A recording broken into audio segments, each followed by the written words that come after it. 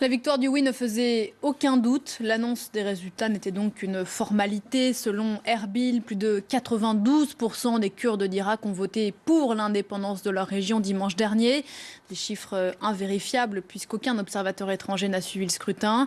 Mais avec Bagdad qui ne reconnaît pas ce vote, le dialogue est toujours rompu. Axel Simon. Feux d'artifice et klaxons dans les rues d'Erbil. Les habitants de la capitale régionale célèbrent la victoire massive du oui au référendum. Je suis très heureux. Je ne peux décrire à quel point je suis heureux. Nous avons besoin que le gouvernement irakien nous aide. Un gouvernement irakien qui, à l'inverse, met la pression sur les autorités kurdes.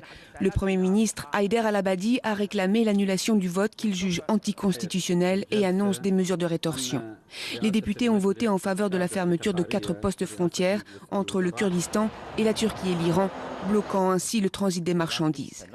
Autre sanction, al-Abadi a ordonné aux autorités kurdes de céder à Bagdad le contrôle de ses 2 principaux aéroports à Erbil et Souleymaniye.